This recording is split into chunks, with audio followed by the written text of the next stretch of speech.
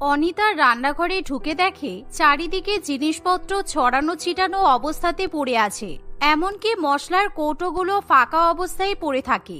রান্নাঘরে না থাকে চাল, না থাকে ডাল, এমনকি রান্নার অন্য কোনো উপকরণও নেই যা দিয়ে অনিতা তার পরিবারের জন্য রান্না করতে পারবে।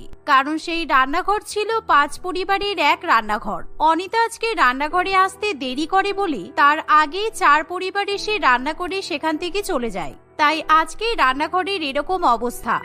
আমার আর ভালো লাগে না, আজকে একটু বেলা করে রান্নাঘরে এলাম। ভাবলাম যে আজকে আমার পরিবারের জন্য ফ্রাইড রাইস আর মাংস কষা রান্না করব, কিন্তু এবার আমি কিভাবে রান্না করব? এরকম ভাবে মশলাপাতি চাল ডাল সবকিছু শেষ করে দিলে হয় নাকি? এমনকি আমি ফ্রিজে মাছ মাংস রেখেছিলাম, সেটাও পর্যন্ত রান্না করে ফেলেছে। এভাবে এক রান্নাঘরে আর রান্না করা যাচ্ছে না। এভাবেই অনিশা ভীষণ পরিমাণে চিৎকার চেঁচেমেচি করতে থাকে। এমন সময় 4 মহিলা সেখানে আসে। আসলে তারা হলো সেই পরিবারের 2 বউ এবং 2 ননদ। 2 ননদের বিয়ে হয়ে যাওয়ার পরেও তারা বাপের বাড়িতে থাকে, কারণ সেই পরিবার ছিল যৌথ পরিবার।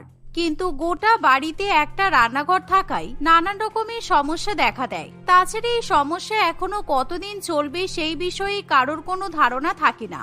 বাড়ির 3 বৌমা এবং 2 ননদ নিজেদের মধ্যে রান্না করার সময় ভাগাভাগি করে নেয়, যাতে কারোর কোনো অসুবিধা না হয়। কিন্তু কোনোদিন কেউ যদি রান্নাঘরে দেরি করে যায়, তাহলে রান্নাঘরের অবস্থা খারাপ হয়ে যায়। তুমি এত চিৎকার করছো কেন বৌদি? রান্নাঘরে রান্না করতে এসেছো, চুপচাপ রান্না করো, তাহলেই তো হয়ে যায়। তা নয় প্রত্যেকদিন কোনো না কোনো কারণে তুমি চিৎকার করবে। একদম ফালতু কথা বলবে না বিথিকা। আজকে আমি রান্নাঘরে আসতে দেরি করেছি বলে তোমরা সবাই রান্নাঘরের কি অবস্থা করেছো? একবার রান্নাঘরের দিকে তাকিয়ে দেখো তো। আর তোমরা যখন রান্নাঘরটা নোংরা করেছো, তাহলে পরিষ্কার করোনি কেন? রান্নাঘর নোংরা হয়েছে তাতে কি হয়েছে? তুমি একটু পরিষ্কার করে নিতে পারছো না? এমনিতেই আমাদের মধ্যে কথা হয়েছিল যে শেষে রান্না করবে সেই রান্নাঘর পরিষ্কার করবে, সুতরাং আজকে তুমি রান্নাঘর পরিষ্কার করবে।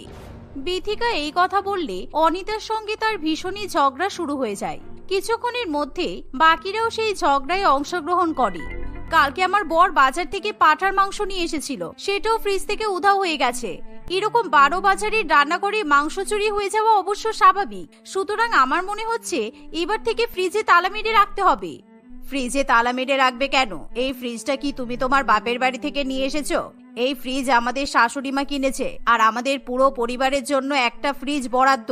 সুতরাং তুমি একদম তালা মারতে পারবে না। আর হ্যাঁ, আজকে আমার বরের মাংস খেতে ইচ্ছা হচ্ছিল, তাই আমি পাঁঠার মাংস রান্না করে ফেলেছি। এতে কি মহাভারত অশুদ্ধ হয়ে গেল নাকি? ঠিকই তো, আমার দাদার এরকম হিংসুটে